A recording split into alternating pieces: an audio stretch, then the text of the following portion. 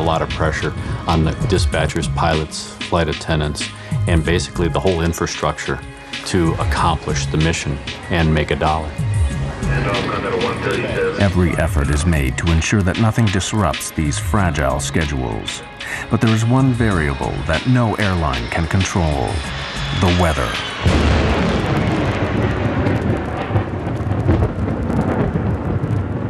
The southern states of America are... They could get to Little Rock before the thunderstorms impacted. The 139 passengers just wanted to get home. I was traveling with my son and my daughter. We were coming home from our vacation. It was my daughter's first flight. The plane was late and there were a lot of delays, of course. It was tiring, it was frustrating, it was late at night. They soon began to sense that Flight 1420... Left and right, and Little Rock is in the clear, sort of like a bowling alley approach. Thunderstorms are moving east-northeastward towards Little Rock, and they may be a factor for our arrival. I suggest expediting our arrival. Dispatcher gave this flight crew the weather information. It appeared to him that there was going to be a gap, or what he called the bowling alley, where you had two types of thunderstorms, or two thunderstorms with an alley between it, and that the flight crew, if they had expedited their travel to Little Rock, could probably make it up that alley. I think we're gonna be okay, though. Right there. Yep, right down the bowling alley. As my friends would say, California cool. Cool. Peachy. Exactly. 1420 at 11:03 for 10,000. When the pilots contact the air traffic controller at Little Rock, he gives the first of a series of alarming weather alerts. We've got a thunderstorm just northwest of the airport moving through the area now. Wind is 280 at 2.8, gusts 4.4, and I'll have new weather for you in just a moment, I'm sure. Gale force winds are gusting up to 50 miles per hour, enough to blow tiles off a rooftop. Rising confusion on the flight deck as the captain struggles to fix the position of the airport. Okay, did you notice something? Did you see the airport there? Where? There, okay, right. You're on a base for it, okay? It's right there. Well, I'm on a base now? It's like a dog leg. We're coming in, and there it is, right there. I lost it. I don't see how we can maintain visual. The pilots now abandon their direct visual approach and request help from Little Rock on the night of the crash. On the airfield, heavy rain cuts visibility even further. Captain Bushman is getting frustrated. See, I hate droning around visual at night in weather without having any clue where we are. The thing that was really getting to me was I knew we were getting very low. I knew that the rain was not letting up and that we were being jolted around quite heavily. See how we're going right in the middle of this crap? Right. Approach American 1420. I know you're doing your best, sir, but we're getting really close to this storm, and we'll keep it really tight if we have to. The plane was rocking and rolling at that point. It was pretty doggone unstable. I don't know what made me aware, so doggone aware, that we were going to have a problem. I don't know what did that. As Flight 1420 lines up for final approach, they head straight into the thunderstorm. The crisis for Flight 1420 is about to get even worse. Moving around a lot. I'd never done this before. I buckled up really tight, almost uncomfortably tight, and I was concerned enough. I put my shoes back on and got ready to go. There was something going on that made me very nervous. The crosswinds are way over the limit. The pilots could divert to another airport, but they don't, and the weather gets worse. Wind shear alert. Center field wind 350 at 32. gusts 4.5 north. Damn! The pilots are rattled. Under pressure, they begin to make mistakes. Can't see anything. Looking for 460. It's there. Couldn't see anything. The wind was throwing the plane around so violently. I think it was enough of a crosswind that I was afraid we were going to land on the wing. We felt like we were going to tip over. I mean, it just felt that bad. You want 40 flaps? Yeah, I thought I called it. I knew the way he was jockeying the plane and the sounds of the engines that he was trying to get lined up for the runway, and I couldn't see it, and I couldn't see it, but I could tell we were close, and I kept thinking, where's the runway? 1,000 feet. 20. 40-40 land. This is a can of worms. Wind is 330 at 28. I'm gonna stay above it a little. There's a runway off to your right. You got it? No. I got the runway in sight. You're right on course. I got it. Stay where I you got it. I got it. Most of the people at that point in the plane were just holding on really tight, just looking. wind 330 at 23. Damn, we're off course. No, I can't see it. Way off. I can't see anything. Got it? Got it! 100 feet. 50 feet. 40. 30. 20. 10.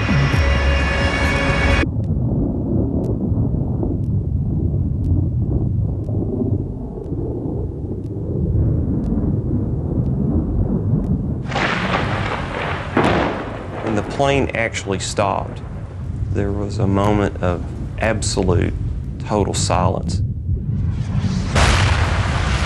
There was fire in front of me, and I could see debris, and it was silent. And I thought, oh my gosh, I'm dead. Go, go, go.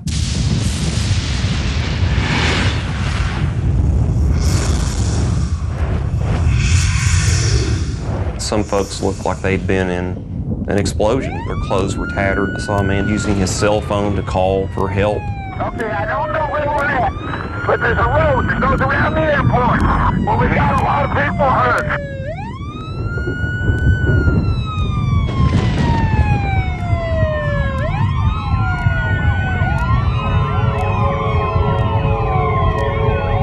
Traveling at almost 100 miles per hour, the aircraft ran off the end of the runway, plowed down a 25-foot embankment, and slammed into a steel walkway. The plane was ripped into several pieces. The wreckage finally came to rest on the muddy banks of the Arkansas River.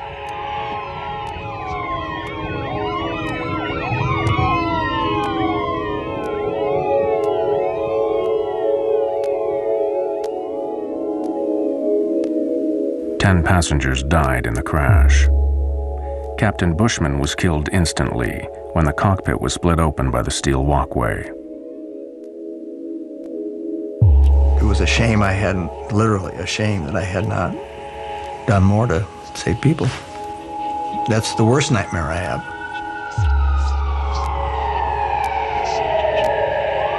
American 1420 happened.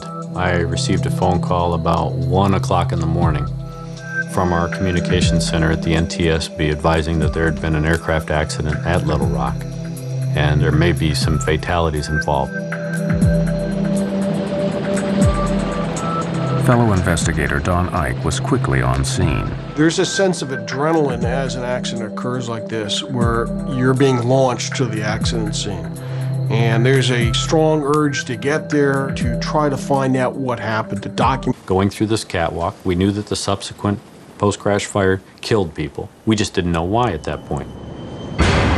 The NTSB worked backwards from the impact, piecing together the sequence of events from final approach all the way back to Dallas-Fort Worth. The first question for investigators was why the pilots had been unable to stop the plane. Analysis of the tire tracks left by the skidding plane showed a complete loss of control after touchdown. So was the failure of the spoilers to deploy a mechanical problem? Or in the confusion of final approach, was it pilot error? To find out, the NTSB would make clever use of the cockpit voice recorder, or CVR. You want 40 flaps? Yeah, I thought I called it. One of the key elements that the CVR team was listening for was the setting of the spoiler handle. We saw on the flight data recorder that the ground spoilers didn't deploy. Putting the radar images in, the observations, trying to put it all together, would take weeks, of course, to get this information done. The NTSB wanted to know what role the weather had played in the crash, and had the pilots been fully aware of the dangers. See how we're going right in the middle of this crap. One of the concerns that all pilots have when they're trying to land an aircraft is, of course, making sure that the crosswinds that they may experience don't exceed the capabilities of either themselves or the aircraft. This NTSB animation clearly shows the effect of the winds, causing the captain to make desperate last maneuvers. Winds definitely impacted the flight. If you look at the animation, you'll see him fighting the winds. Definitely not good. We're down! On the brakes! Other one! But when you start talking about a wet runway, thunderstorms, not a good scenario. But were the pilots of 1420 aware of the hazards posed by the severe weather? For the NTSB, the dangers of thunderstorms were all... As they progressed towards Little Rock, they started to paint the bad weather not only on their onboard radar, but they could see out the window lightning. And one of the key statements that this captain made, which basically summarized the entire flight, was the captain saying, I hate droning around visual at night and weather without having any clue where we are. I hate droning around at night when I don't know where I am. That was such a key statement. It was at that point, by an experienced 10,000-hour captain, that he should have abandoned the approach going into Little Rock and either gone to his alternate or made his way back to Dallas. But to make a statement like that and then continue an approach to an airport where you have a thunderstorm in progress over the airport is a recipe for disaster. But the pilots were not the only ones to be heavily criticized. As the investigation continued, American Airlines flight policy would come under fire. An industry-wide scandal was about to be exposed.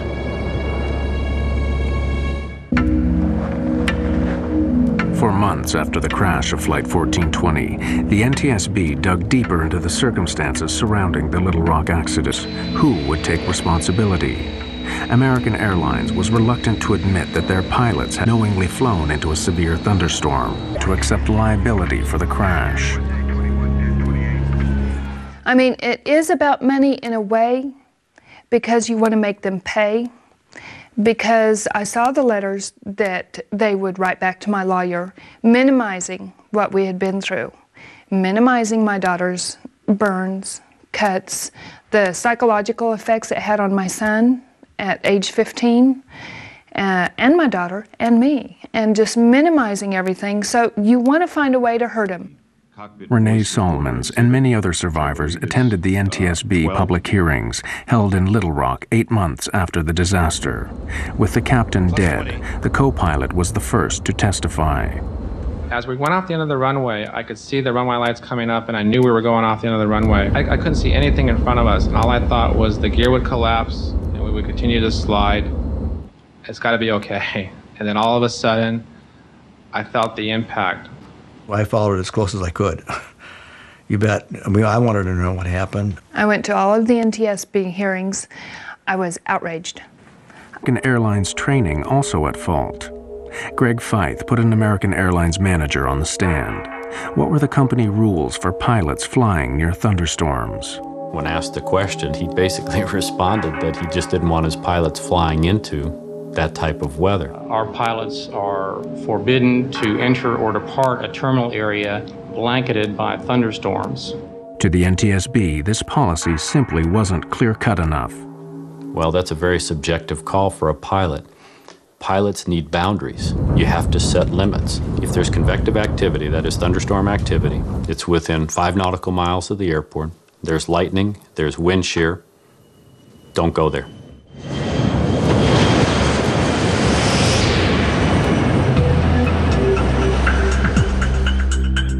The deeper they looked, the more the NTSB found that flying into thunderstorms was disturbingly widespread.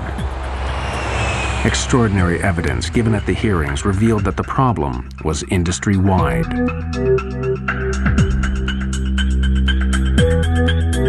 Thunderstorm. Of the 2,000 encounters with thunderstorms, 2 out of 3 pilots flew into the storm and landed their aircraft. I was very surprised by the testimony at the public hearing, given the fact that they're flying the best equipment, typically have the best training, have the best information available to them. For those decisions to be made to continue into harm's way, it was very surprising to me that they tried to do that. Pilots know that if we go into that thunderstorm, we may not come out of that thunderstorm, and if we do, it may not be basically in one piece. Why did so many pilots fly into danger? The MIT researchers found pilots were more reckless if they were behind schedule, if it was night, and if aircraft in front of them were also flying into bad weather. In the Little Rock case, 2 of those 3 elements were present. It was night and they were running late. Suspended, no operation. The root causes behind the crash went even deeper. Why were the pilots so determined to land? Greg Feith found the answer back at Dallas before the flight even left the ground. There, he found signs of a deadly condition in aviation, known as get-there-itis. There may have been a sense of get-there-itis. The flight crew knew that they were pushing their 14-hour duty day. It had been a long duty day. The airport's right there. Let's try it. Let's see if we can accomplish the mission. Pilots are goal-oriented. We're mission-oriented. We will stick our nose in there to try and see if we can accomplish the mission. Sometimes we will accomplish that mission, but sometimes we get too far into it that we can't bail out. We don't have any more options, and bad things happen. The pressures of get-there-itis sparked a fatal series of mistakes and misjudgments. I can't see anything. Looking for 460. At the end of a long day, rushing to beat the storms and get the passengers to their destination, the crew of Flight 1420 made the basic mistake that cost 11 people their lives. They forgot. I'm them, but I'm not angry per se at them. I don't waste my time with anger on them. They'd got nothing but flack. You can understand it, but I can't understand a person, wanting to kill himself either. We've been out and visited his grave at the Air Force Academy 3 times, and the guy just got caught up in a bad situation. I mean, been there, done that.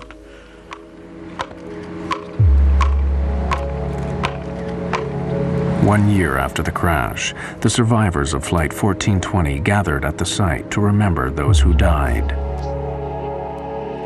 For surviving passengers, the effects of the crash are long-lasting and profound. We, as a family, worked long and hard to work through it. We had many talks. It blew apart a lot of relationships. You find out who your real friends are. I cannot. Adam and I got up and we looked out the window and we just couldn't believe that life went on. We just couldn't believe cars were driving and it was sunny and life went on, because for us, life stopped.